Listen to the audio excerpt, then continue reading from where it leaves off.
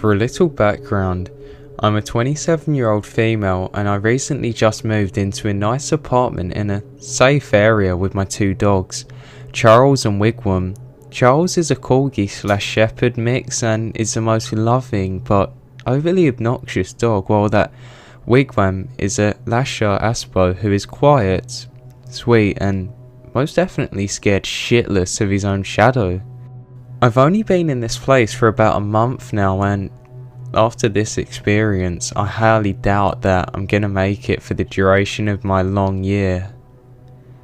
The way these apartments are set up is that each floor has its own set of doors that lead to 4 apartments, and there is a fire escape door that only opens from the inside.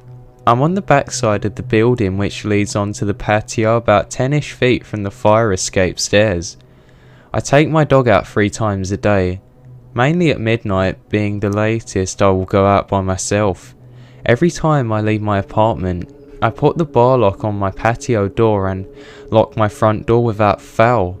About a week ago we had a snowstorm and I cracked my patio door because, well, I love cold weather and I'm a fucking adult, and if I want to watch the snow fall, I can do as I please. And this was mistake number 1. I let my guard down because I'm too stubborn and a twat. It was around 11 PM and I decided that since it was getting late I should take the dogs out for the night, and since they both hate snow, this would be a quick trip. I go to lock the patio door and decide against it because I'm on the freaking 5th floor and I'm the only person who's going outside around here, and I'm only going to be gone for 5 minutes. I get the dogs ready, grab my keys and lock my doors as I leave the apartment. I get down to the designated pet area with my beloved snow-hating dogs and let them do their thing, then go back to the apartment and back into safety. So I thought. This is when I thought that I was losing my mind, but in actuality, shit just got real. As soon as we walk into the apartment, my dog runs over to the patio door and I notice the door is shut and the bar is locked. I immediately think that this is strange, but didn't connect the dots. I go into the kitchen to get dog treats and both my dogs start going crazy like shit, barking at this large chest in my living room. As I'm walking to see what all the commotion is about, I see a pair of creeping eyes from under the chest lid. I stood there for about 5 seconds before I realised I was seeing this and it was real. I calmly walked back to my front door, opened it, told my dogs, "Let's go outside." They ran outside without the leashes and I immediately get them and get myself in my car, lock the doors and call the cops. The cops show up in less than 5 minutes and they go up to my apartment, and after about 20 minutes, 2 officers drag out this 40-ish-year-old fucking dickhead out of my building in cuffs, and they tell me that he's had a knife on him and this dude has been watching me since I've moved in. He's been staking out the place for ages waiting for the opportunity to get inside because he knew I lived alone. If that's not creepy enough already, he had a fanny pack since it's still 1990. He had a pocket knife, needles, some cocaine and a picture of me from the day I moved in, and he also had some ropes and some handcuffs. Apparently his plan was to sneak in through my patio door, wait for me to fall asleep and do God knows what else to me. When I was 6, I went to a week-long family reunion at a lodge somewhere. I only have a few vague memories of this, mostly involving candy, like most of my earliest memories. Years later, I had a couple of vivid nightmares about this lodge, and there was a man who was 60-ish, overweight, with bright blue eyes and white hair that advocated the top of his head. The most disturbing details of these nightmares are not important. Dreams are usually very unreliable sources, but I do have one memory of this vacation that is very clear. I was lying in bed one night long after my siblings had gone to sleep. I had decided that having some trouble sleeping, I was just gonna lay there awake and see how long I could go without sleeping. This normally makes me tired. As I'm doing that, I hear something at my window that made me jump out of my skin. I ran into my parents' room, crying hysterically, and pounded on the door as hard as I could until my fists hurt. The memory ends there. Years later, when I started having the nightmares, I asked my parents about it. That was when I found out that when they had gone to my room that night, they found the screen cut open from the outside and a small ladder leaning up against my window. My parents had let us sleep in their room for safety, and we left the next day and never went back there again. It scares me to think of just how close I was, but most of all, just not knowing what was really going on and how disturbing that really was. This happened when I was 11. 3 days a week, my mum would drop us off and the other two of us would catch the bus. This day, my mum dropped us off. As soon as we pulled up, we spotted a man standing at the only gate into the school. Apparently, no one thought this was creepy. I begged my mum to drop us out at the back, but she was late for work and wouldn't listen to us. I waited for my mum to drive off and told my brothers, who were 9 and 6, to do exactly the same as I did without question. They nodded and we walked towards the gate. I placed myself between this man and my brothers, making sure I got a good look at him. He was about 6 foot, dark brown hair, tattoo sleeve down his arm, and he was wearing a black skin-tight t-shirt and camo shorts. As we walked past him, I noticed something that made my heart skip a beat. In his hands closest to the school gates was a pocket knife, and he was flicking it in and out. At that point, priority one was to get my brothers somewhere safe. I made them walk quickly in front of me to the library. I told them not to leave the library until I came back to them. I then made my way to the office through to the staff room. My teacher stopped me and tried to make me go back to the front of the school to the office. I looked at her and said, "There's a man in the front of the school with a knife." She could see I was serious and let me through. The office lady called the cops, who were quick to show up and arrest that guy.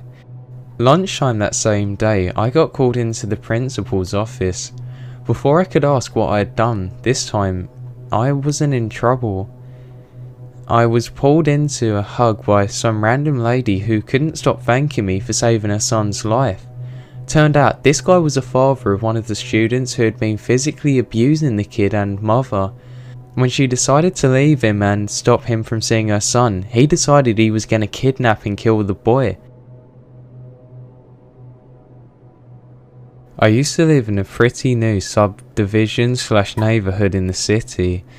There were still unoccupied houses in my country, and you could still see young kids playing on the street without supervision. This happened in 2004. I was talking to my mother. She was in the living room watching some old pictures, and I was close to the main window looking at the street. We have a very big window in the front of the house that's covered by some very large and opaque curtains, so in the day you can see outside, but it's very difficult to see from the outside. And I saw two kids, a boy and a little girl, playing on a bicycle. They were laughing and suddenly stopped. I think that what caught their attention was me, so I casually moved the curtains a little, and I saw that a stranger that had one cloudy eye was talking to the kids. He had a short blonde tinted hair, and it was in spikes, a sports white shirt and jeans. He was in a bicycle too and talking to these kids.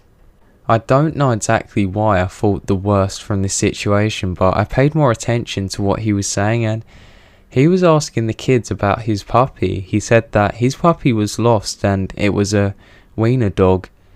I walked outside and he rapidly said thanks to the kids and started to advance to his bike. I ran towards him while shouting that I saw him and what he was doing and I was going to kill him. Sorry, that's the first thing I thought. I suffered from abuse too when I was younger, so I just exploded. I opened the front gate and ran shoeless in Bermuda pants and a shirt as fast as I could. I called the police and then I ran through all the neighbourhoods looking for him for the next half an hour. I felt so much hate. I wanted to destroy him. He escaped and the police didn't find him. A few months ago, I was driving back home after Christmas to get back to my family. I'd visited our other relatives for the day and decided not to sleep over. I had to leave at night, which is really dangerous considering how snowy it was, but there was a blizzard incoming the following morning, so I had to get driving or I could have been stranded out there for weeks. Just before I started going from the long part of the journey, I stopped into a coffee shop. It was just what you'd expect, relatively empty. I grabbed my coffee and thought to myself, I've never been in one of these when it's completely empty before, as the only other guys that were in there had left. So I sat down and started drinking my coffee. As I started doing so, I realised that I still wasn't alone. There was one more sketchy looking guy in the back. I said, "You alright?" and he didn't say anything back. I just thought he was rude. I think this was a he. I couldn't really see because where he was sitting it is quite shady. I finished my coffee and went to go and pay the man. As I looked outside, I noticed how stormy it was really becoming, so I hopped straight back into my car and got back on the road. Just as I started driving, I realised that the guy behind me had just started up his car as well. That's strange. He didn't seem to have anything on him to drink or eat. Maybe he saw the blizzard come in and decided to get driving too. I started driving up on the road to the left to get back, and so did he. I thought this was a little strange, but maybe he just wanted to stick by me for the most part of the journey to get to wherever he was, just for safety. None of this concerned me and I kind of forgot about him. It was getting really dark at this point, until I saw a light in my rearview mirrors. Somebody had their hazards on. I kept on driving and it was the same guy. He was in a strange looking truck with blacked out windows and it was really hard to see into it. I could see now this was quite a big guy. He proceeded to drive past me really quickly considering how slippery and dangerous conditions that the roads were at the time. After about another half an hour, I thought nothing of it and enjoyed the rest of the ride. As I kept on driving, I realised there was some type of flashy light coming up from ahead. I had no idea what it was. I thought it might have been the emergency services, so I decided to stop. As I was coming up to this light, I realised that this was a truck on the side road. I really cautiously went up to it, just because of the guy earlier. It didn't look like the same truck as the guy was driving before that went past me. Seeing that it in fact wasn't the same truck, it was in fact a car. I edged towards it, pulled down my window. "Hey man, you alright?" And I didn't hear anything. Oh fuck, what if he's dead? I thought to myself. You have to understand how cold this was and people could die easily if they're left out here. I still didn't want to get out my car though. I felt like this was a bit suspicious. I pulled up right next to him and he didn't make any movements.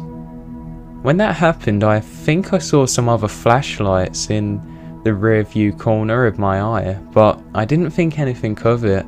I was too focused on this guy. "You alright man?" I said again. I was starting to panic and reaching for my cell phone. Fuck, left it in the back. "Yeah, it's awfully cold, isn't it?" I said, "Huh?" I said, "Hey, are you alright? Why have you stopped?" And then he said, "Not as cold as your body when I leave it dead." And I saw a shotgun barrel staring straight back at me. Needless to say, I absolutely shit it and floored it the fuck out of there, nearly crashing and swerving as I did so. I managed to get back onto the main road. Then some more car lights come on. It was the same truck as in the coffee shop that had gone past me earlier. I sped the fuck out of there. I must have kept on that gas for at least another half an hour. I managed to make it safe home that night and called the cops. Needless to say, I never slept that night.